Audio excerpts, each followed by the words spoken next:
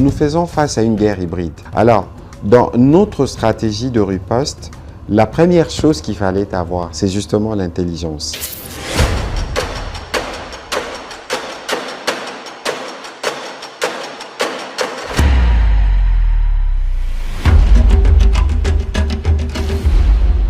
Donc, bien au-delà du travail classique qui est par exemple la continuité de la modernisation de médias publics, notamment la télévision nationale ou l'agence congolaise de presse, au-delà du travail que nous faisons quotidiennement pour les médias, parce que vous avez vu par exemple que nous avons finalement réussi à appuyer l'UNPC pour son congrès. Aujourd'hui, nous avons une association corporatiste qui est légale et donc on a vaincu les démons de la division. Bien au-delà de tout ça, mais il faut être sûr que les Congolais ont compris la guerre. Et je pense que là, avec la première ministre Judith Suminwa, nous avions lancé le 6 mars dernier la campagne Congolais Téléma qui permet aujourd'hui aux Congolais, partout où ils se trouvent, à Kinshasa, à Lubumbashi, à Kisangani, à Paris, à Bruxelles, à Stockholm, de se mobiliser, de montrer que nous tous unis, nous sommes derrière le président pour mettre fin à toutes ces aventures rwandaises sur notre sol.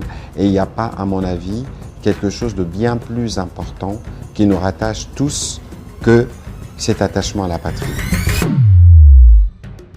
Nous avons des studios totalement numérisés radio qui sont en cours d'installation.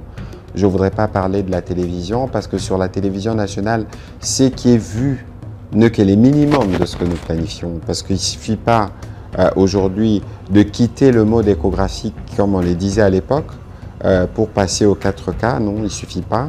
Mais il y a un gros ensemble. D'abord, il faut regarder les questions liées au personnel, ce qui est un sujet important pour nous. Mais il faut regarder les questions des provinces parce qu'on n'a pas que la RTNC, c'est pas que Kinshasa. La RTNC, c'est dans les 26 provinces, dont 11 qui n'avaient pas encore de station provinciale parce que pas démembrées au moment du découpage intervenu en 2015.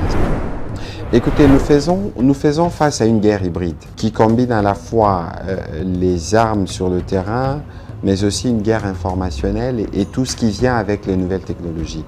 Alors, dans notre stratégie de riposte, la première chose qu'il fallait avoir, c'est justement l'intelligence.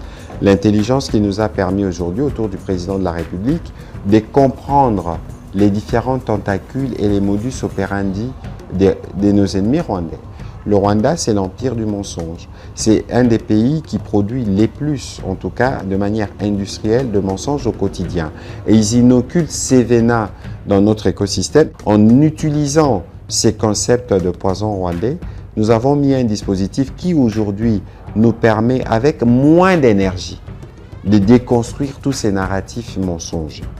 Parce que les narratifs qui accompagnent le Rwanda dans cette guerre d'invasion, dans cette guerre de pillage, n'est fondé que sur les mensonges du type discours de haine, du type ciblage des personnes à morphologie tutsi ou des délits des faciès, ce qui est complètement faux dans un pays à 450 tribus ou ethnies où tout le monde vit en paix.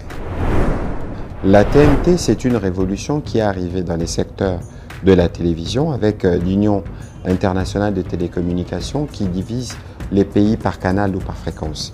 Il était question pour nous de diversifier parce qu'aujourd'hui, par exemple, dans le langage supposé par la migration, on ne devrait plus parler des chaînes de télévision. On devrait parler d'éditeurs de programmes. Bon, très peu de gens le savent, mais il fallait non seulement quitter les médias classiques qui émettaient sur analogique, faire exploser des fréquences, en créer plusieurs pour aller vers des chaînes thématiques. Mais si vous regardez les nombres de chaînes, leur contenu, la compréhension du processus, c'est très laborieux. Mais ce que nous avons fait, c'est que nous avons avancé il n'y a pas longtemps. J'avais encore tenu une réunion en tant que président du Comité national de migration vers la TNT, où aujourd'hui, nous sommes en train de finaliser des discussions avec un prestataire qui pourra nous permettre de continuer les déploiements dans le pays. L'objectif n'était pas d'abord de fermer les chaînes, l'objectif c'était d'avoir des chaînes qui comprennent, qui doivent être connues administrativement et s'acquitter de leurs obligations en tant que telles, L'autre objectif, c'était de voir leur capacité technique. Par exemple, aujourd'hui, si vous allez au centre des Binza, il n'existe plus de chaînes qui sont diffusées sur des laptops, comme vécu à l'époque. Ça aussi, ça procède du travail d'assainissement qu'on a commencé. Biso Moussala, Premier ministre et président Bapé Sabiso, Eza Moussala à Koloba. Yakolandela pe makambo onyo sotali communication. Tope bapanzisango. Kasi omoni eza na ba aspect ebele. Mais aspect moko na robimisa eza ka aspect o etali télévision nationale. Parce que moni télévision nationale wana na mboka o toza na ba kokoso ya kotambola na ba province.